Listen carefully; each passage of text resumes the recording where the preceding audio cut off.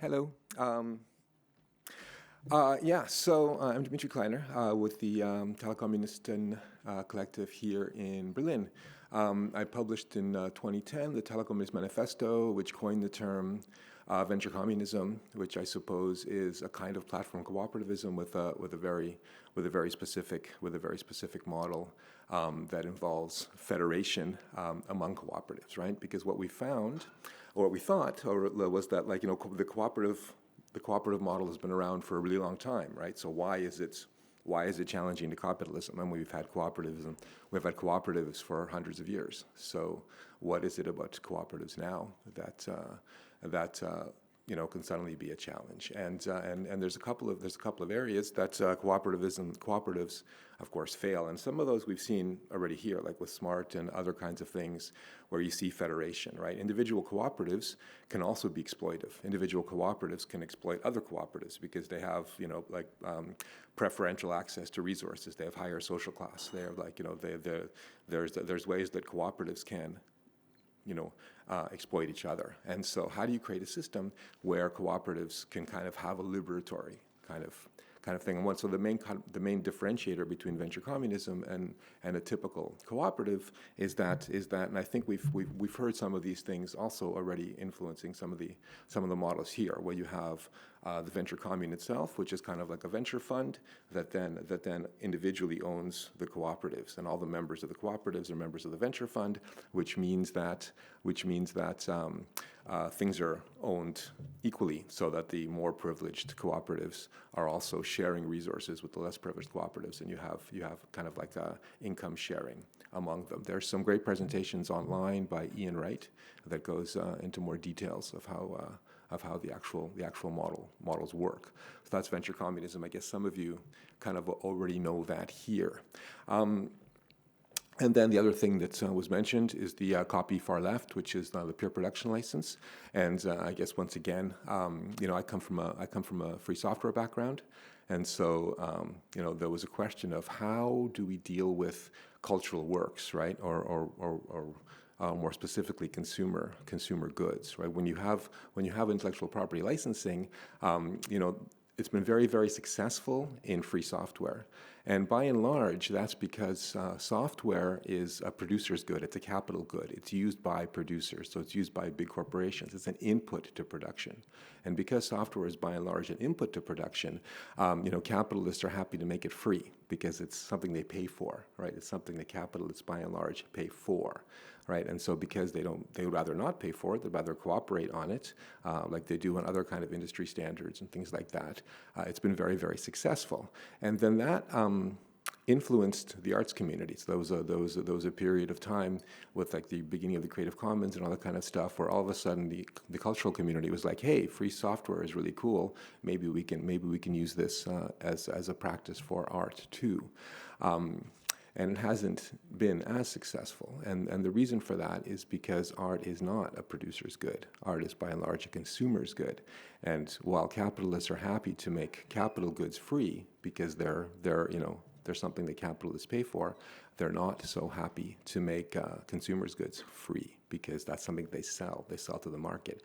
And so the peer production license creates a situation where producers can distribute the work free. So it's free to cooperatives, to individuals, to producers, but it's not free for like capitalist publishers. That allows people who make their living off of intellectual property, of licensing intellectual property to the cultural industries, allows them to continue to do so while not being a barrier to having that work form a part of the commons, while having that work still remain a part of the commons in the cooperative economy, in the economy that's not cooperative. So that's venture communism and copy far left. Now, counterantidisintermediation is I guess a challenging one for a lot of people that are starting cooperatives, right? And similar to how co-ops work, decentralization and kind of cooperative infrastructure has been around also for a long time. If you look at the history of the internet, it really starts off primarily in academic institutions and hobbyist organizations like cultural organizations. So it really in the early days was kind of this collaborative, cooperative kind of platform that was very much owned by its users, right? So so we need to ask ourselves not how to make it such, how to make it that way, but why it was that way and it isn't anymore. So how did it go from a distributed, open environment based on sharing and cooperation to what it is today, which is like, this, highly centralized panopticon that we all know, right? And so this is why we talk about anti-disintermediation, right? Because in the early days, we talked about disintermediation, and the internet was supposed to disintermediate everything. We were supposed to destroy banks and governments and media institutions and have these kind of open, free, privacy-resisting networks, like the kind imagined in the Declaration of the Independence of Cyberspace, and a lot of those early utopian kind of works back then, right? And that never worked out. And it never worked out because capital took a strategy against it, right? And we call this strategy anti-disintermediation, right? So we can't talk about a cooperative, kind of a platform cooperative economy today without confronting how exactly the original cooperative internet was attacked and destroyed, right? And this is what is anti-disintermediation, and this took the form of things like penetration pricing, which is why like rideshare and delivery food cooperatives are going to have problems because capitalists can spend millions of dollars to capture markets, right? So if you're creating a food delivery co-op, the question is not only like how are you going to organize food delivery. The question is how are you going to lose money? How are you going to lose millions of dollars a year for decades, right? And that's a much harder question, right? And so penetration pricing, lock-in. There's a lot of specific tactics that capital used in order to confront the disintermediation of the original internet and to re-centralize it, right? By centralizing access to like ISPs. Like if you remember the early days of the internet, those of you who were on the internet in the mid-90s, you got your internet access from a local ISP, like one that was just down your block. Right now, you get it from the phone company, right? So like one area that capital used to centralize everything was simply buy the kind of, the edge of the network so that you can't connect to the network to make it more centralized, right? And there's all kinds of things. So if you've ever heard of a guy called Hal Varian, who's currently Google's chief economist, he wrote a book in 1997 called Information Rules, and that lays out a lot of the anti-disintermediationist strategy around standards wars, around capture. And so now we have to rethink our approach to platform cooperativism. Just making the cooperative is not necessarily going to make it succeed, right?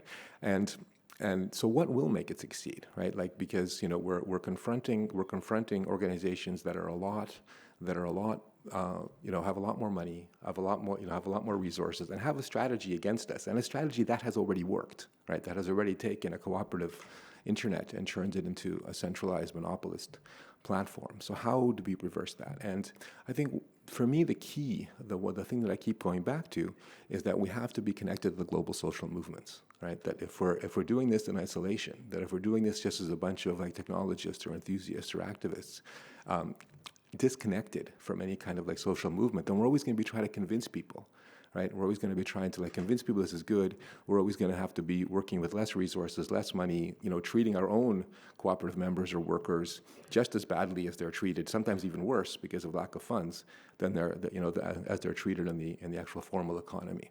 And so the way forward is to start to connect to the global movements, to the global mass movements, and to try to work with them. And this is another thing that I think is in software design and software delivery in general, there's been a huge movement towards being user-centric, right? So not just designing something and then releasing it to the users, but really working with users the entire way. So making very user-centric, iterative processes. And I think this is the way we need to engage with actual social movements, not inventing things that we think they might need, but actually working with their organic leadership and investigating what they actually do need and building that, and then drawing on that user base for support and growth. And that's all for today.